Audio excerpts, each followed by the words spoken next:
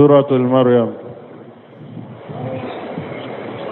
أعوذ بالله من الشيطان الرجيم. بسم الله الرحمن الرحيم. كافها يا عين صاد. ذكر رحمة ربك عبده زكريا إذ نادى ربه نداء خفيا. بسم الله الرحمن الرحيم.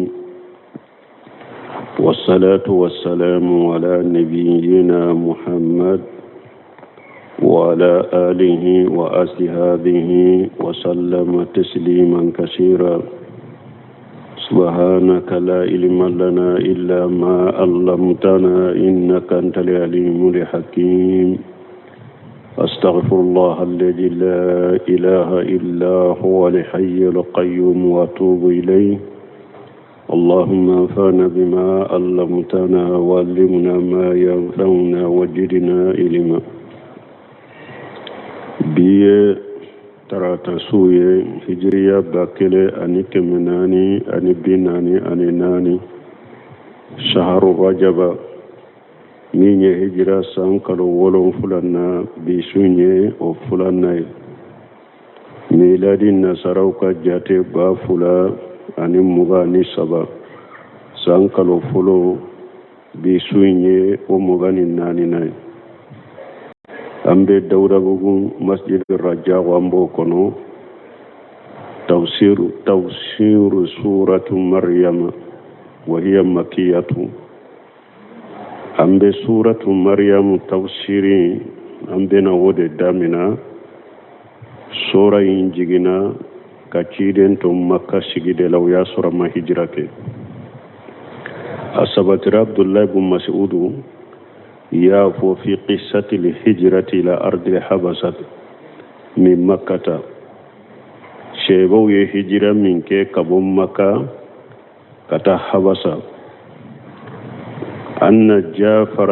ابن أبي طالب رضي الله عنه قرأ شطر هذه سورة على النجاشي وأصحابه. كم من جعفر ابن أبي طالب ayenni sura damina ayode kala najashi na kamuka. A'udhu billahi minash shaitanir rajim. Bismillahir rahmanir rahim. Ambena ni sura kala damina ni ala togo nyuman beye minye nema la bolen tigi ani nema shebaga aka jom muminu ma yomal qiyamah don. Kaf ha ya ayin shad ubafun indi huruful munqata'a ko harafu tigelew an kuma nan nunun ka kateme. Zikru rahmati rabbika abdahu zakariya ay haja zikru rahmatillahi bi abdihi zakariya. Mana ala ya kan nema minke aka jonye jakariya ala buna ode fanye ni sura kuno. Ala ya kan nema minke aka jonka jakariya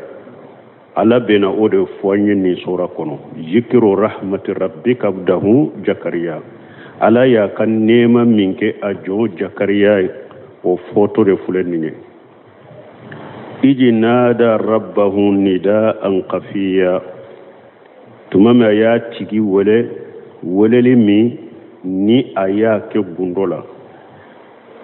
Zakariya wa kana nabiyyan ajima min anbiya'i bani israila. Zakariya nabi nyuma bele bade barni silankau kan nabi nyuma dero. Wa fi sahih al-Bukhari anana shahil Bukhari kono annahu kana najara kom mini jende tundo atumbe balo ayere ka bolo la bara de la ya'kul min amali yadihi fi nizarati mini jaya na yere be bara min kana bolo ye أبيبالو أودلا زكريا إذ نادى ربه نداء خفيا قال بعض المفسرين دوني كباو دوكو تفسير كلاو دوكو إنما أقفى دعاءه لألا ينصب في تلب الولد إلى أرونة لكبره دوكو منا زكريا يا كوللين غوندا aya tigi ala wole ka gunda ma bokene ma ko Zakariya siranna de parce que akoro yalen ko fe ni mo ya mi abe do ke ko ala ka dendi ale ma koro yali ko fe o kanata hakilin tanya ani hakil doya dambi katama ko asirana de koro na ye weleli ngunda hakahu al mawradi علي النمفل علي النمفو وقال آخرون توسرك الأولوكو إنما أخفاه لأنه أحب إلى الله زكريا يولي نغوندا باسكي ودي كدي علي دونك نين دي بتايا باسكي على باكي كاتانوري على يا تانوري أي ولي تشوكو منكن ني على يا تانونا يدي دونك زكريا يولي نفو غوندولا منا parce que o de kadi alay ka ala wole gundola o de kadi alay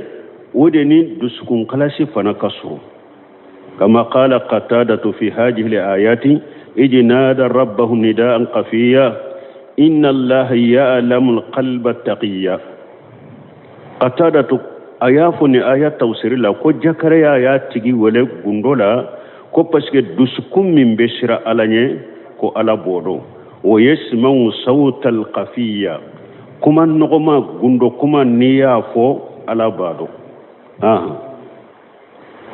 قال رب إني وهن العظم مني واشتعل الرأس شيبا ولم أكن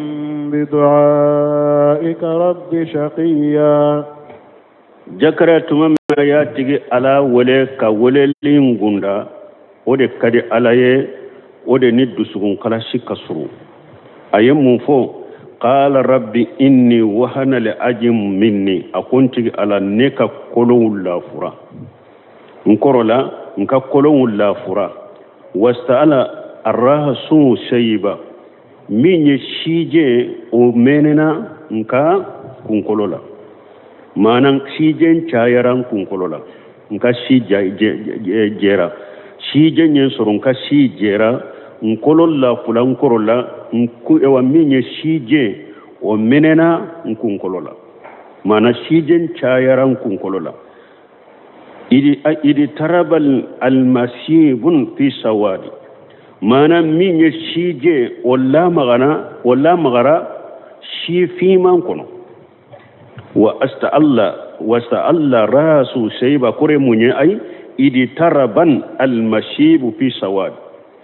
mana shije la magara shi fi man kono akore munye dro shije mbangera nkunkolola donc shi fi man ne nyogonje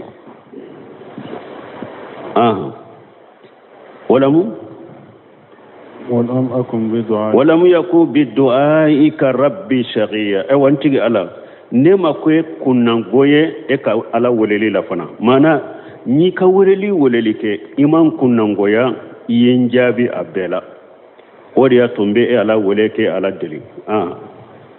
wa inni khiftu al-mawaliya min wara'i wa kanat imra'ati 'aqiran fahab li min ladunka waliya وإني قفت الموالي من ورائي نسرنا نين فاتوران بورانكا جماعة مغمين بسكين كابلا شتا دينا لا أنيكا وليك كتا ألاكا كلي بانتيا مكا توحيدي جو كمغو ولي كتا دينا مكا دينا جون كوفي نسرنا نكا مغو نين فاتورا وانكا مغو لا ونيغونا كنا دشي أولا mana siralen bo koro ni ne fatura mogo kanata nka mogo akana ke ni mogo te soro wula ni mbese kin ka joyoro ke dina la ka weleli ke katela kelempe batoma siralen bo koro wa kanat imurati akhira ne muso yin fana ye kunande amaden soro abada wala fahabuli min ladunka waliya ala ika bisi nyogo dinnema min be bo e ala yerefe ninne teye domin min be jonka jo yoro lanka palasi la dina la nabe mogo wole kata e ala telempe batoma donc mogo nyuman be tabolo ninde nuulu be sira nu be jian kono u be sira u ka dembaya ni dina dira u jerolendo sira lendo ka hammi be ye munye nka den soron kofe min be se ka joni dina e min be se ka joni woleli kata alaka dina ma alaka jonyuma be u ka hammina ko ni ka hammi be ninde ulu ka hammina ko te jian ko e nkin ka dembaya to bal e wa bila wala e tasula kana folo tu bolo ka jian nyana ma nyuma mogo nyuma hammina ko te ninye ulu ka hammina ko be yede nkofela nka dembaya be ke chogodi dina la nkofe hari tumami saya sera yakuba mayo odefo akonde ninne fatura awbe jumam bato ne kofe uko amba etigi ala ani fa ibrahima tigi ala ni ismaila ni shaga ambe odde batu ilaha wahida batu fenkele donc jakare afana ka hamina ko kera munye asirana ajorona ni ale bora aka jama kono ni mogo kana akanate ni mogo te soro nimbe joni dina ye akofe aye ala deli ko ala ka dendi alema demimbe ale chinyeta ka joni dina ye akofe يرثني ويرث من آل يعقوب واجعله ربي رضيا يرثني demimbe ka chinyeta chinye juma doni chinye ani dina chinye ani ka woleli ke kata ala ka dina haqiqa ma chinye ويرث من آل يعقوب أني دم من بي يعقوب فنكا بونسون نو كدم بيا تشينتا يعقوب كبونسون كتشين من النبي نما يوني تشيدنيا وأجله ربي رديا نتيجي على إبي دم من دم فنا إيكا كدنيا دم من إيه على يرجع نمبا كورو donc Jakaria tشين من فلان نفلو تشين تده bon kasir ye ko saba nati min bayira o Jakaria ma fenyini alafe mudenyini alafe mimba ka chieta ko fe na folo chieni jinya chie ayi ote ako folo akon na binyuma ka boma nya yuma sene ya lendo ka boma uluka hamini jinya ko e ukofe ote na binyuma ka programula ote alaka jonyuma ka programula nu be sira ukofela la ni na folo koye na binyuma ka boma utitiri ka boma ujoyoro ka boma ka hammi ka boma uluka hammini na folokoye ukofe kele fulana afora aya kono ya Jakaria ten na folotigi yere janko nasira ko asila dendo de akan na foloto ni tieta bagate surala na folotigi yerete parce que afora ko Jakaria hadisa nana ko na jara dero ko minizendero na folo marale tunta bolo atumbe baloni abolo la barade na ye minize ya minke asarala minna abode ke baloye abalola odela na folo tigite janko nafo asirana de donc na folo ewa chienta baga kana soro akan na folo la kofe ninye fulana se tigite na folo tigite minize de tundo sabana kayira ko aye chinye ko min fo yenni yorola ko na folo chinyete dina chinyede do annahu qad sabata fi sahihaini أنا نبغاني مسلم كنو أن رسول الله صلى الله عليه وسلم قال ألك تشيد ألك تنونا كسبك تشيدنكو لا نورس ما تركنا فهو صدقة تشيدنكو أن بنيمو بي أو تشيدن بي تشيدن تا أنكوفي نانين نفولو تانكوفي أبكي صدقة دي تشيدن أنكوفي نيمبي حديثة ببغاري مسلم كنو تشيدن نفولو تشيدن نبنيمو لا donc ciide on nafolo ciete ta ulu kofe nabiyima na fatura ciide fatura hari niye nafolo min toy kofe be sarakati de ciete ta ulu kofe donc Jakaria siranam ciye minaya dina ciide nya ciye ani ka woleli ke kata alaka dina haqiqama donc aye ala delalaka dendima o de la demimba le ka cieta nabiyima yani ciide nya ani yaquba ka bonson ka ciye nabiyima ne ciide nya ka woleli ke kata ala ka dina ma ka mo wole kata ala kelempew batoma Jakaria ka hamina ko keraninde يا زكريا إنا نبشرك بغلام اسمه يحيى لم نجعل له من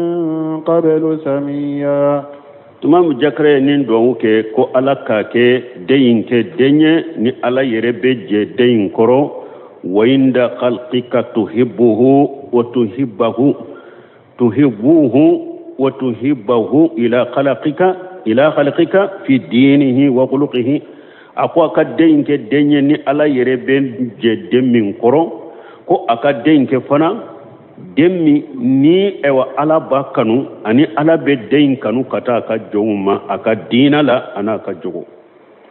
ni ala ka jom be deyin kanu aka dina la ka jogola ko ala ko dendi alema jakre do ke nindinde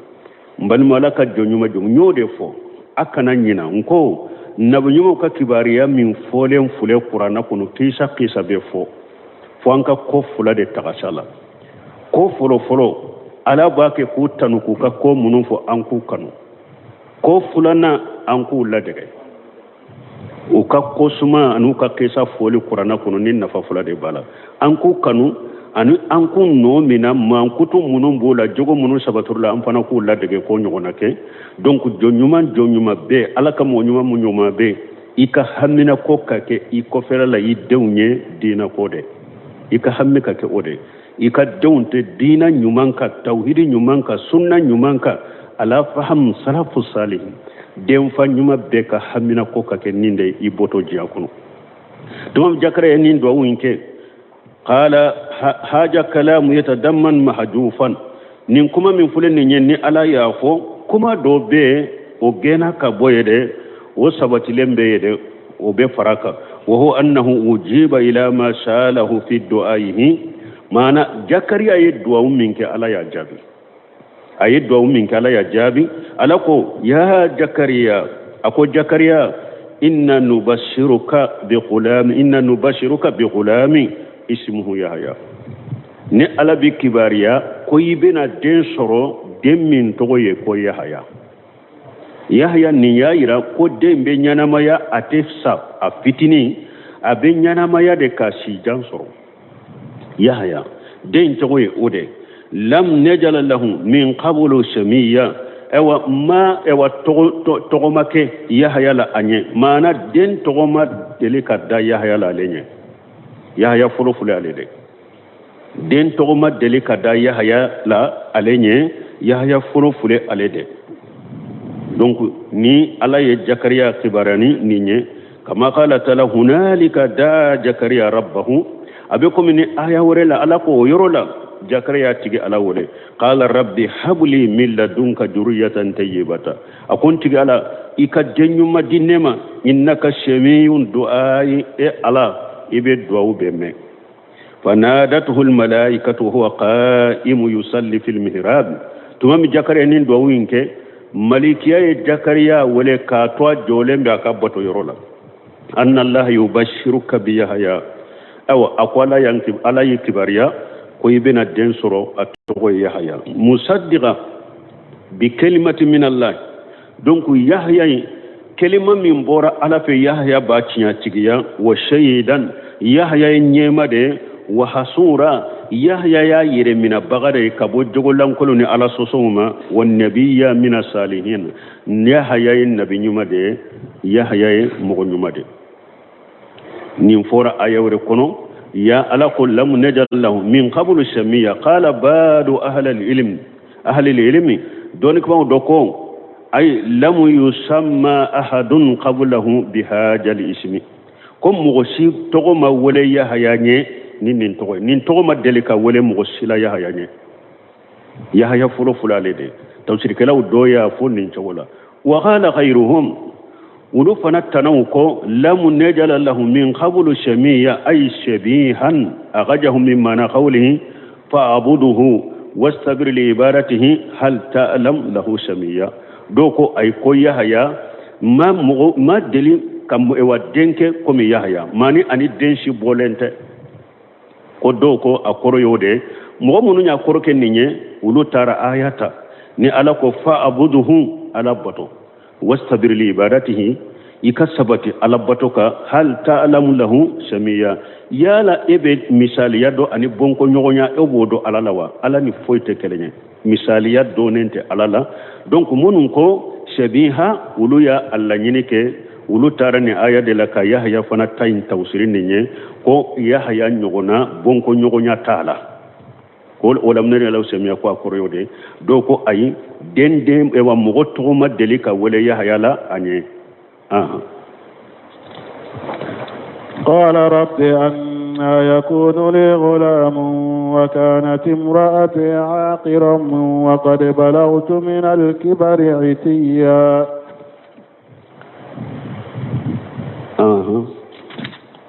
قال ربي هذا تعجب من زكريا حين أجيب على ما شاء وبشر بالولد فرحا شديدا وسأل عن كيفية ما يولد له زكريا تمامي أجابرا زكريا يركبكورا تمامي على يا جابي أيمي نيني ألافي على يوكاي كنيسونجا قوى بدين أبنا دينسرو زكريا النيسونجارا كوسوبي أي على دلي مبدين سرو تشغولي والوجه الذي يأتيه منه الولد دين بنا نما تشغولي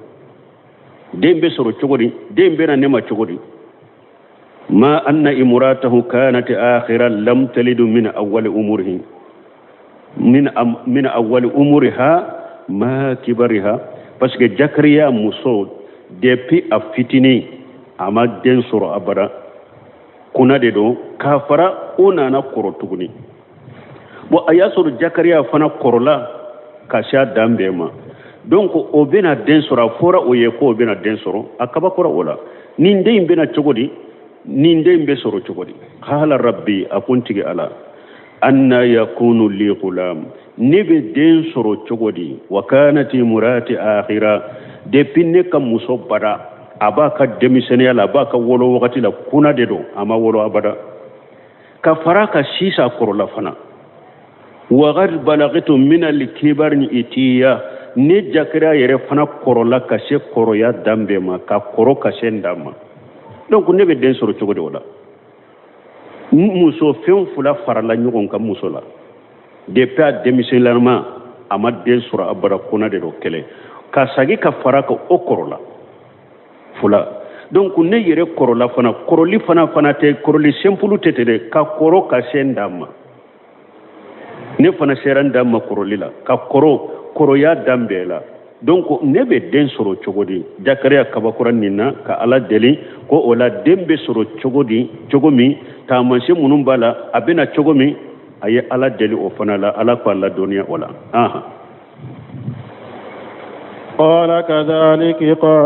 قال كذلك قال ربك هو علي هين وقد خلقتك من قبل ولم تك شيئا قال ألقوا كذلك أكو جكري كفو چوغو چوغا بو چوغو دلا إكا موسى كنا دي أقرلا إيري قرلا كشي دامبما إيافو چوغومي كو بيبو چوغو دلا دي قال ربك من إتيكي ألقوا هو علي حيون كو كانو غادي بولو eka muso kuna ewa korole muso korobalama ani yere korole kasi dama ne ala ka dendi au fulama o kan no ne ala bolo sino ye ko fo chogo ma bo chogo de la eka muso ye kuna ya korola yere korola kasi dama ko bo chogo de la de mais au ma koroga au korole fula ani muso ye kuna ne ka dendi au ma ne ka ke au ye aka den soro kan no ne ala bolo ibo do chogodi wa khari khalaqituka min qablu wala mutakushaya ne ala ye jakara yere da kasurite foyo etunte jian kono itunte jian kono ko fo iko tunte fo jian kono ni ne yere da ki na ti jian kono itunte jian kono itunte foye ne de be dese fule imuso fule ka dembo awune nyogonche o kan no ne ala bolo abe komni aya wore kono ala ko hal atala al insan hinu min ad-dahr lam yakun shay'an majkura ala ko yala wakati man hada maden mawa etunte foye ni ko be foyere ne ala de yidaki na tijanko awa jakari nin kan no nema ne ye e yere da ki nati jiyan ko ni tunte foye ne ala minyen ninke e fule e ka muso fule ne ka kya u fula ka den soro kan no ne bolo قال رب اجعلني آية قال آيتك ألا تكلم الناس 3 ليال سويا ala ba fanye masamin korota lendo na banki bariya kabo Jakariya alayhi salatu wassalam annahu Jakariya ko wa kharaja la qaumihi min al mihrab Jakariya bora akabbato yorola atumbe do yoro mi kala batoye abora fa auha ilayhim netmina yadula qala rabbi يقول تعالى مخبرا Jakariya أنه قال ربي ألا بانك باريا كبو Jakariya ما قال ربي أجل لي آية Jakariya كنت ألا أو تامنشي دو ديما دين سروليلا تامنشي دو ديما نينكا موسو يكونوتا تامنشي ديما مين بايرانا كم موسو يكونوتا ديمين كو فورانيه دونكو أنانا كونوتارا وتامنشي دينما أي علامة والدليل على وجود ما وارثني تامنشي دو دينما تامنشي من بك دليلاي كايرانا كوي الله دو نيغوني ديمينيه أسر الله ليستقر نفسي ويتما إن قلبي بما وارثني pour ninka sabati ndu sukunka sabati yellahi dum mintanye wana dundu sukunna sabati nay ndu sukunna mafantinay ate ko mi Jakariya shikra la kala tigela de nimbe ko mi Ibrahima ko rabbi arini kayfa tuhyi al mauta ntigi ala ibe su nyana ma ya chogmi ayiranna qala awlam tumin ala ko Ibrahima mi madala ninna ala ko be su nyana ma madala dewa qala bala walakinni laytama inna qalbi a kunti galandara la min ba fendu sukunde kama fanta so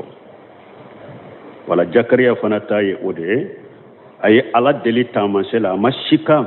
ko dembe sura mashiko wala de me ay ala deli ala katamanse dama den sorolila min ni anim be se ka sabati kama fanta soro togomi qala alako ayatuka akoy katamanse munye ay alamatuka ikata manse minye koye den soro allan tukallima nasa 3 layali sawiya ni yereye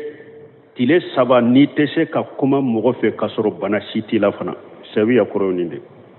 ni yereye tile saba etese ka hadamaden kuma fo bana tila fana donc o yetta manse ko den soro la ni kabako de fule ninye Jakariya ninta manse dira matile saba atese ka hadamaden kuma fo me fengo fenye jikrune ala kosuma be se ka be foni nenye me hadamaden kuma karasa na ya karasa ninkete karasa ni atese wala ni yere ye tire saba ine entese ka hadamaden kuma utoke me abese ka ala kosuma uke ka jikru fo ni yo yere la wakati mi ni nyeta manse ko den sorola ay anta habisa lisanaka anni kalami 3 layali ni yereya ye koyne minana itese ka hadamaden kuma ke tile saba donc wa anta shahihu shawiyun min ghairi maradin wala illati ka sori kene yale no fana de fo sitila banatila me nende minana ka bo hadamaden kuma na yere dron ni yen ni nye yere la donc ni nyeta manche ko yedden so qala adadu min ahli al-ilm intahala lisanahu min ghairi marad wala illati ko Jakariya ne minana la kasoro banate defote wali haja qala fi hajil ayatil karima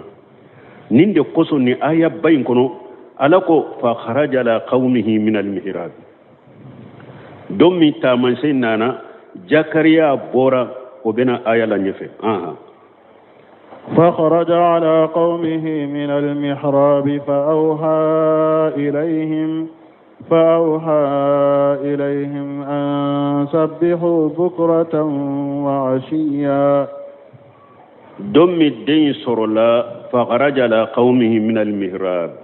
Jakariya bora kana kamugoma bora kabato yorola kana kamugoma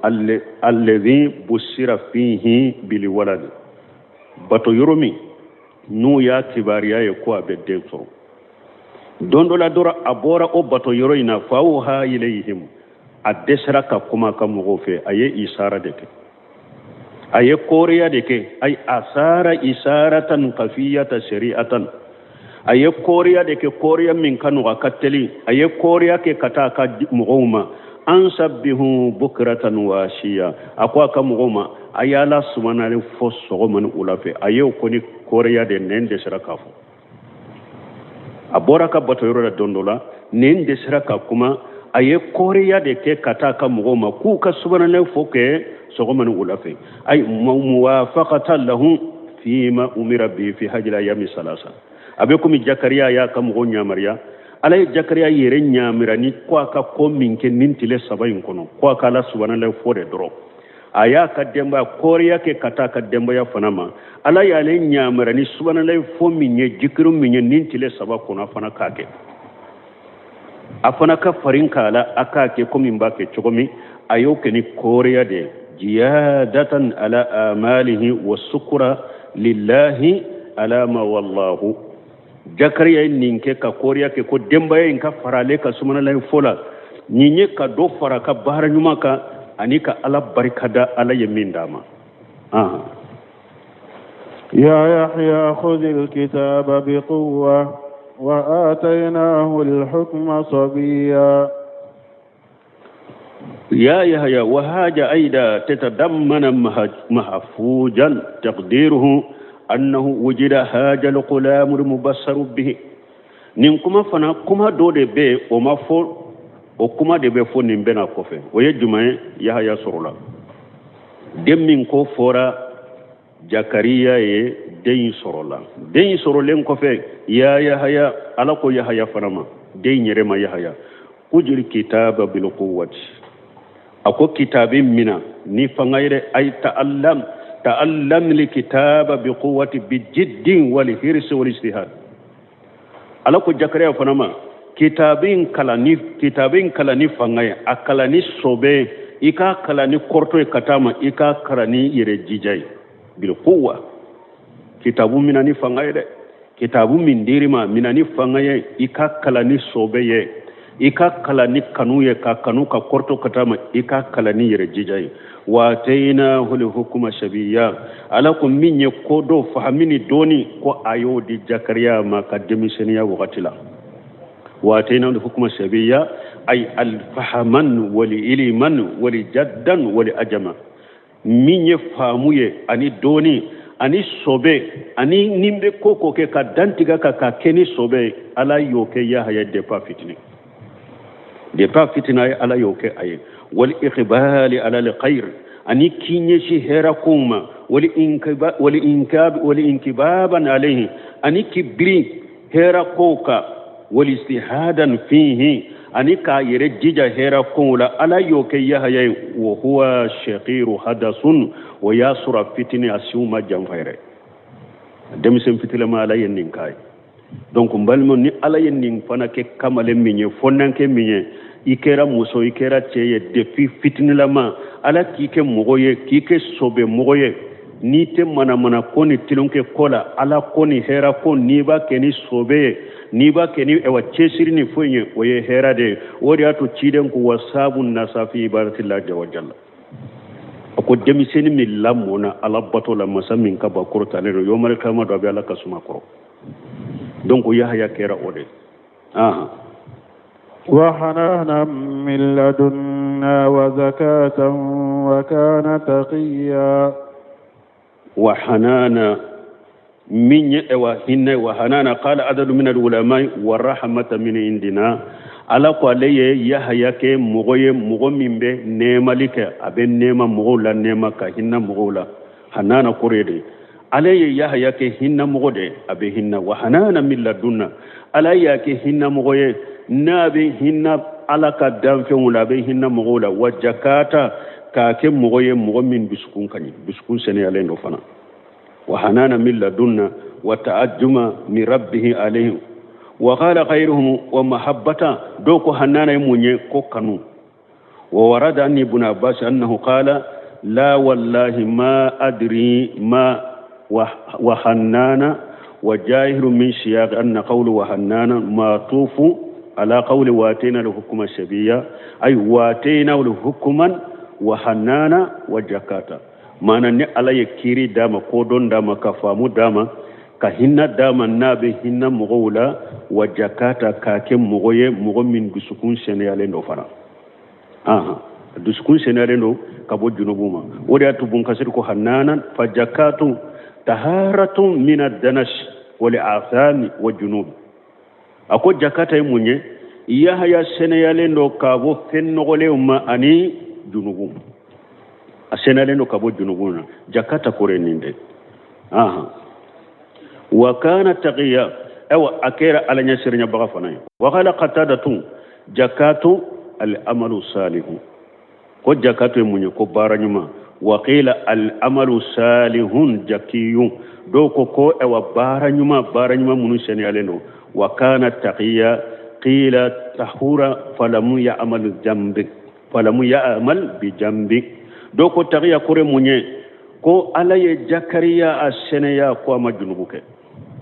akera alla nya serenya bagay ka ala susuni junubube toy wa barran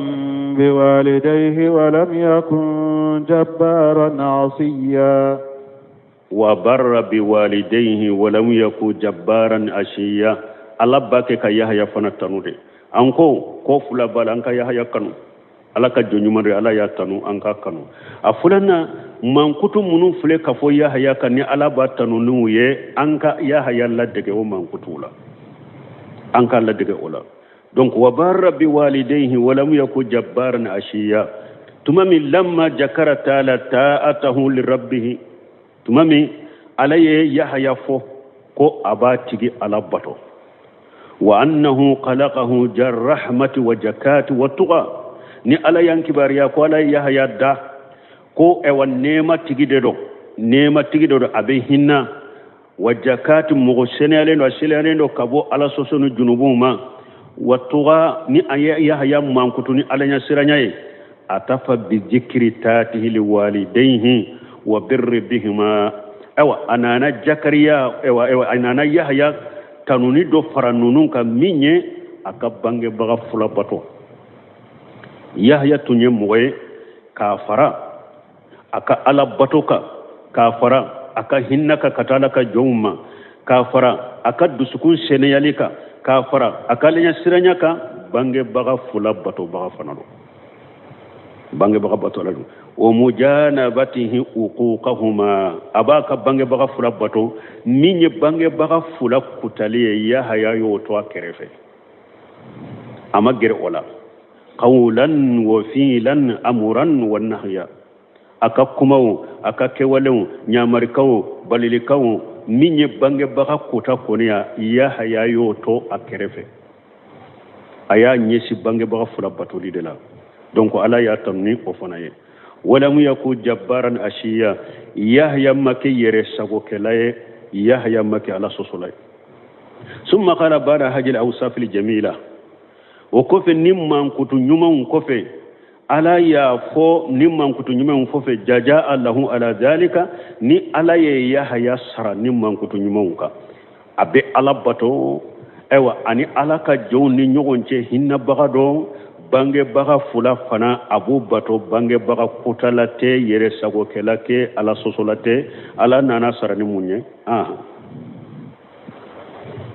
wa salamun alayhi yawma wulida wa yawma yamutu wa yawma yub'athu hayya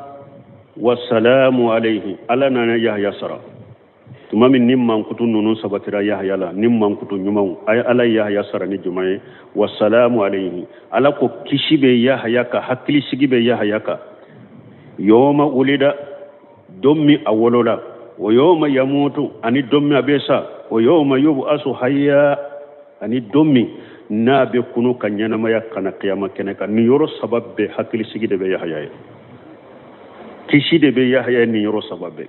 ay lahu al-amanu fi hadhihi salasati al-ahwal hakli shigibe yahya nilla hala sababela wa qala sufyan ibn uwaynata ko aw hasu ma yakunu al-mar'u fi salasati mawatin ko hada maden nyana fi bi imina yoromi ani yorom munu nye danje ye ka ko yoro sabade do yoma yuladu hada maden nyana filende dom munu wakati sabade do ni hada madembe nyana fila wakati folo ye juma don saba don juma don folo i wolo do fayara nafsahu kharija mimma kana fihi hada madem wolo do kana jiya kono ibi yere soro i tumbe yoro mi bora ye kana yoro kura dola minye ba kono na ibi yere ye i tumbe yoro mi i bora ye ina na yoro werela minye don folo ye o yoma yamutu ful don fulana ani don bi ni hada madem besa fayara qauma lam yakunu ayanahum ibe mogowiye be danfe wiye madele kawluye isado ala kamalikew don fulana don min ni be bojiya kono ibe mogowiye ibe danfe wiye imadele ka mununye abada munye malikew don sabana o yoma yubu as don min ni be kunu fayara nafsahu fi mahsarin abim odo ibi yere soro keneka kene minye kene baye ni be dan fembe faralembe nyogon kay ibi yere soro yoro fanala qala fa akrama allah fiha yahya sufyan ibn wayna ko ewa ko ala yahya bonya ibni jakariya yahya jakariya denke ala ya bonya fa qassahu bisalami alayhi ala yahya kere ya kofoli baka kishi baka fa qala wassalamu alayhi yawma wulida wa yawma yamutu wa yawma yub'asu hayya ala yahya kere ninne awa anyogona ala yafo isa fanaka isa bin maryam واذكر في الكتاب مريم إذ انتبذت من أهلها مكانا شرقيا لما ذكر تعالى قصة زكريا عليه الصلاة والسلام تمام علي زكريا كقصة ولك تنو أنا كشباك وأنه أوجد منه في حال كبره وأقم زوجته ولدا زكيا طاهرا مباركا تمام علي كباريا كو زكريا كو أيدين سرو أكورو يالين كوفي وقت ما أكورولا ani akam muso minye kunaye nate ma den soro abada tuma mala yo kibariya ko o jakara ye den soro demmi seneyalendo tuma ma yanki barana woye demmi fana na hera kacha tuma mala yanki barana woye atafa bi dhikri qissati maryama fi injadihi waladaha isa alayhi salatu wassalam minha min khairi abbi ala nanan kibariya maryama fanama jakariya tati kabako idre den sorola ka bo muso minye kunaye ate ama den sorabara akorola fana ani che koroba min korola kasha demma den sorola ka bo o fulani nyogonche den seneyale duskun seneyale ni nye kabako tuma min fora do wore be o fana kabal kolendo kateme min fana ka minye maryama fana ye isa soro ka soro fata laire ala bina do fana ka kisala maryama ye isa soro ye den soro ka soro den min ni fatala fa inna bayna liqissatayn munasabatu wa musabahatu nin qisa fula munasaba bunu nyogonche nin qisa fula u bole do wali haja jakarahuma fi ali imran wadi yatu nin qisa fula ala yu u fula fo suratul ali imran kono nyogon fe wa ha huna ni yoro fana la alay nin qisa fula fo nyogon fe o fi suratul anbiya kuna alay nin qisa fula fo nyogon fe yaqrunu bayna liqissatayn litagharubi ma bainahum fil ma'na ni sura dama do alay nin sura e nin qisa fula tugu nyogona puru e wa qisa fula nuka surunyali min bunu nyogonje o ka suru nyogona de qisa fula en ka suru nyogona manala ليدل عباده على قدرته وعجمته وسلطانه على بنين قيسا فلات نيغنا قرانا كنو منا على ينين كده pour كايرا كا جونا كا شيبايانا كا بونيانا كا مسايا كويرا كا جونا وانه ما يشاء قدير كو على نفيمو فين كدا يده نا كو ابوكا شيبولا ابيشكو كده ودي اتولا كويا واذكر في الكتاب مريم akon maryama fanaka kibariya afo kitabu kono afo qur'ana kono wa hiya maryam bintu imrana min sulalati daud alayhi salatu wassalam. Maryama imrana de muso de do o fana ye dauda ka bonson de do wa kanat min bayti tahir tayyibin fi bani israila. Maryama bora du min kono du min ye du nyuma ye du seneyale du nyuma bani israila ka de do. wa qad jakara allah ta'ala qissata wiladati ummiha laha fi surati ali imran. aw Maryama yere ba ya soro chogomi awolo chogomi ala yo qissa fo surati ali imran ko wa annaha najaratiha muharrarata. Maryama ba aya dafalede wa ya soro kono mandudo konni aleye denke soro ko abe denke horoya ale yere ba yere kalashi kabo denke makake baitul maqdis kono akake barakalay baitul maqdis kono kake ala batolaye wa kanu yatakharrabuna bijalika uluka sariyala ulutumbe nunu na nyogona ke kabato kenu ye ku yere gere arala noye. Maryama donc ale ba ye dafale de ke konni ale ye den soro ko abe deyindi baitul maqdis abe deyin aye deyindi odema deyin ta le ka bara shike deyimbe ke baitul maqdis ka barakela de aye dafale ni ninde. donc me deyin kera musoye fatakhabbalaha rabbuha biqabuli hasan wa ambataha nabata hasana. wo minye Maryama tigi ala aye Maryama minani mina ko nyumaye donc kalamu lamu to nyumala parce que aye dafalen ke kadi awa ala dema. wa nasati fi bani israila nas'atan ajimatan. Maryama lamu na bani israila ko lamu to nyuma fa kanat ihda al ibadati nashikati al mashhurati bil ibadati. Maryama tunkera bato kela muso dode nu bangale no batola al ajimati wa tabattuli wa dawaumi wa kanat fi kafalati zawji ukhtiha Zakariya.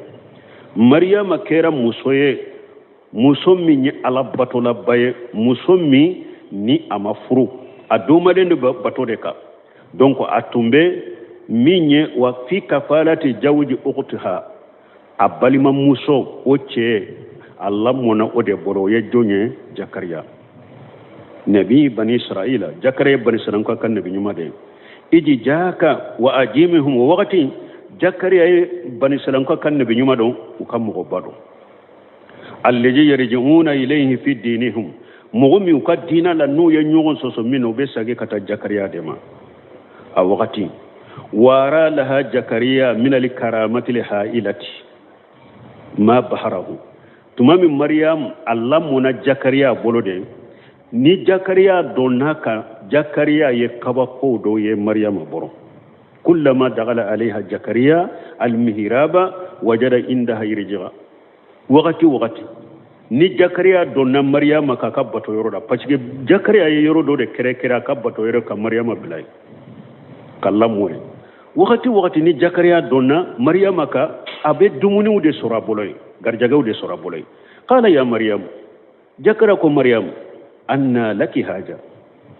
ni dumuni be boyoro juma kana ema ebe nunu soro chogodi parce que ba soro lebe dumuni munu soro Maryam bolo te Zakariya yere bolo nunu be boyoro juma kana ema de qalat huwa min indillah. Maryam ko nunu be bo ala fede kana nema inna Allah yarju'u man yasha bi ghairi hisab. ala be mo garjage min garjage ala jia ata haraja temina فذكر أنه كان يجد عندها ثمرة الشتاء في صيف توسر كلاو يا فالله أعلم كو ميني نيني وقتي يريدون كو جاكريا بي ولوسر مريم في تلما فلالا وثمرة الصيف في الشتاء كو تلما فلاو يرون كو أبو سر جاكريا مريم بولو نيني وقتي كما تقدم بيانه في سورة آل عمران بنكسر كو بكم كو عليه وفوكو بانجتو من سورة آل عمران كونو فلما أراد الله تعالى وله الحكمة والحجة البالغة تمامي على يالا نيني مسمي كودون بي عليه كودون عليه تاي أني من يوفوجا يهجم الله سرنا أدم أن يوجد منها عبده ورسوله عيسى عليه الصلاة والسلام تمامي على يالا نيني مريم كا عيسى سو على كتير عيسى أيوة شيء منو يقولوا العجمي ciden ewa mban munun kausani ciden be mogo durumi nu kausa kateme ciden to be ka isa ya urudoy donc tumami ala ya la nyini maryama ka isa soro o fana de qisa fule kana ya sisa ala ko wazkur fil kitabi maryam ako maryama fana kibariya fo kitabu in kono qur'ana kono ijin tabajati min ahliha tumami aya mabo akam muguma makanan saragiya akam mugo katile boyoro atara mugo katile boyoro la kam mabo jama makelen kata utile boyoro la saragiya sasan mutajanniban kam mabo mugo la fata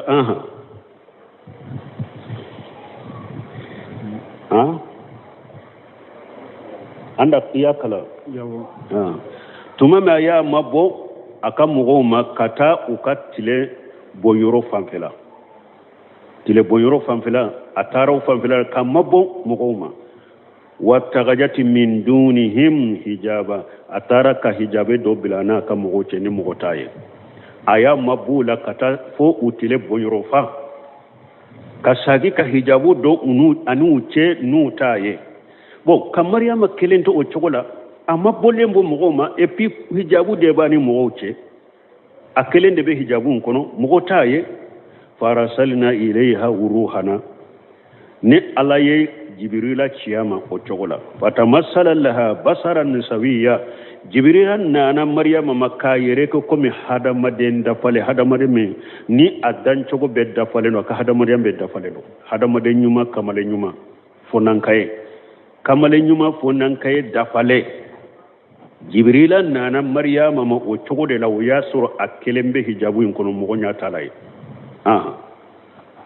قالت إني أعوذ بالرحمن منك إن كنت تقيا تمامي مريم يا جبريل يا وشغلا كمالين قولي فالين دفالي مريم ما بولين بمغولا hijabu bani nyugmugoche alek kelembe yorola anyabe chema anato kata ama kamalen korofo nan kay dafale asirana ne kelembe kanake konni bena fashigani awal jogollan kono yanyini ne fe ade qalat maryama ko inni awuju birahmanin minka akumbe tanga nyini arhamanu yembe tanga nyini alaye alakin kishima de alakin kisi mo betanga nyini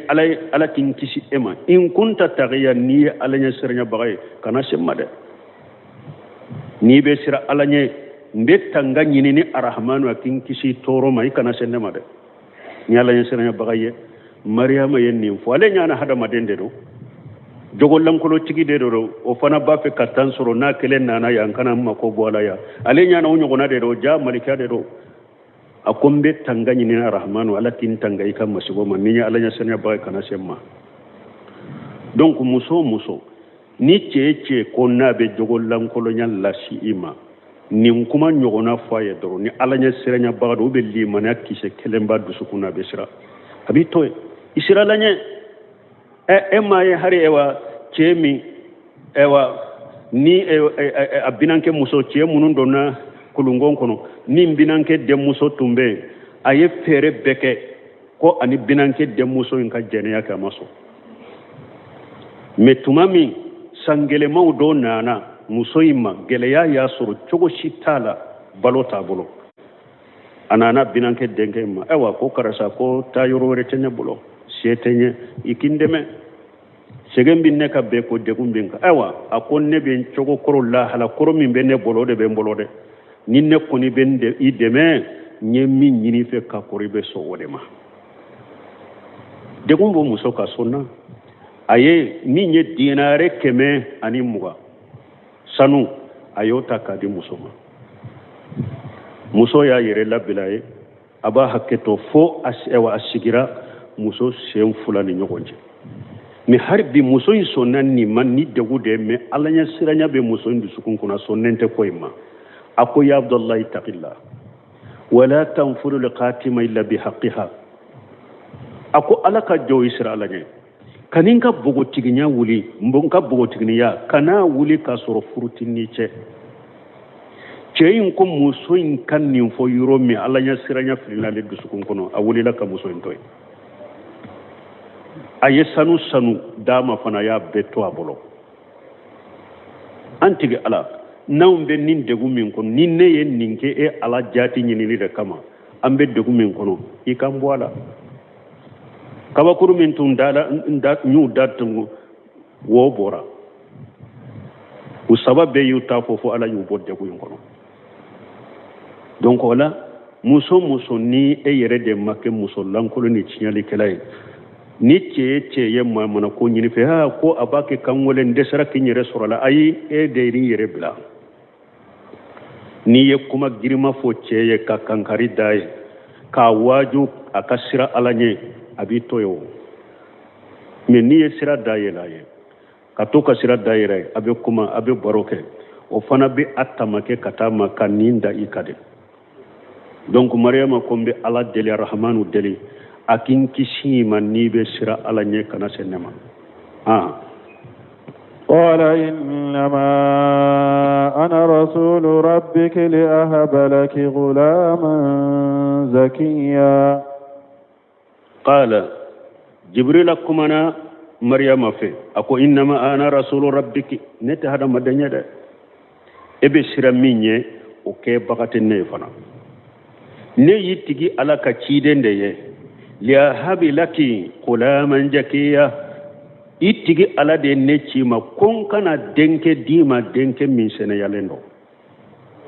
ne ta hadama de ibe sira minye ne toye ne yitigi ala ka cidende ye kon kana dendima dem min sene yalendo قالت أنا يكون لي غلام ولم يمسسني بشر ولم أك بغيا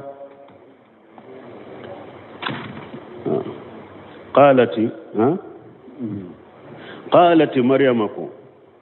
أنا يكون لي غلام مريم فنكبكرا أكون نبشك الدين سرو تشغدي ولم يمسسني بصر bo wa chema ne nyini furula kin furu ni chebe mbolo furu kete ne bolo chema nyen nyini furula kinje nyokonya ni furuye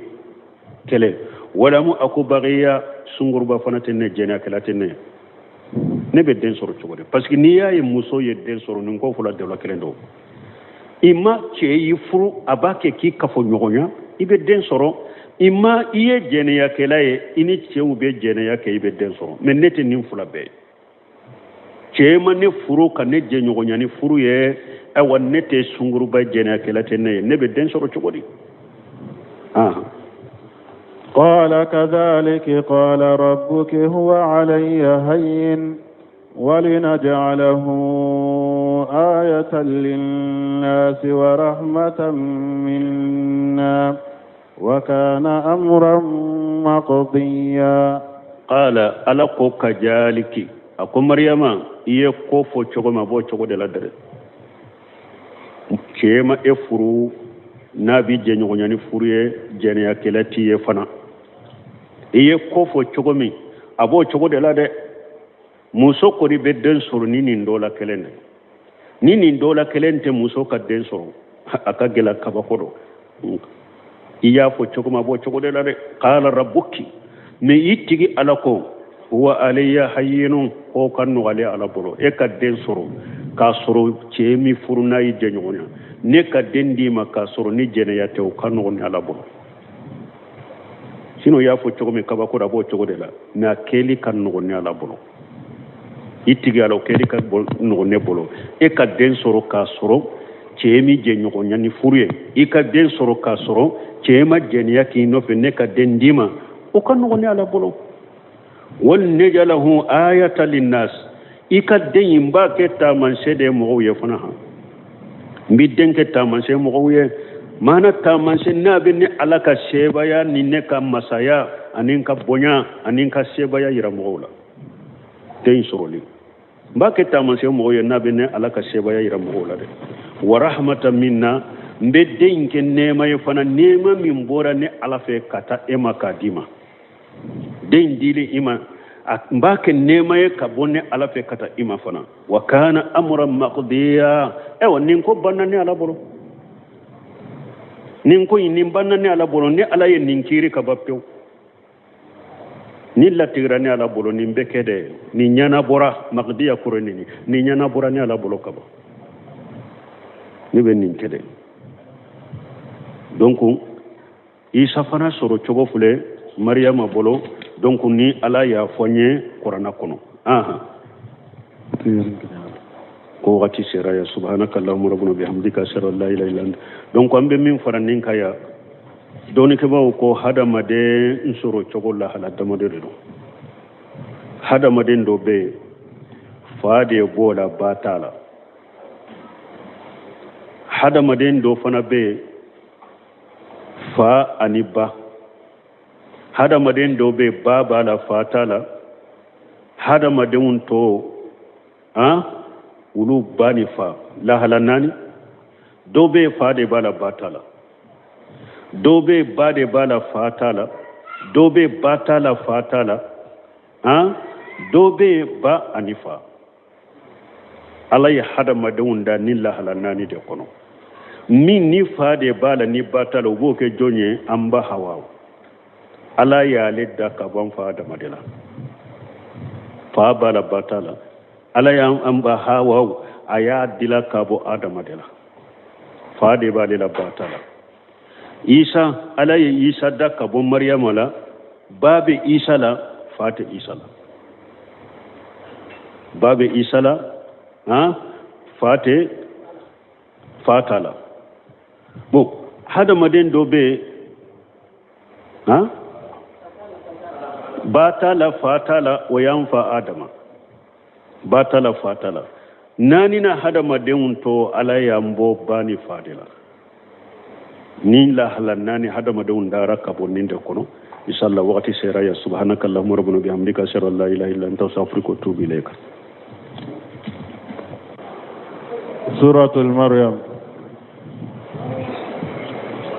أعوذ بالله من الشيطان الرجيم بسم الله الرحمن الرحيم كافها يا عين صاد ذكر رحمة ربك عبده زكريا إذ نادى ربه نداء خفيا بسم الله الرحمن الرحيم والصلاة والسلام على نبينا محمد وعلى آله وأصحابه وسلم تسليما كثيرا سبحانك لا علم لنا إلا ما علمتنا إنك أنت العليم الحكيم أستغفر الله الذي لا إله إلا هو الحي القيوم وأتوب إليه اللهم انفعنا بما علمتنا وعلمنا ما ينفعنا وزدنا علما بيه tarata suye hijriya bakele ani kemenani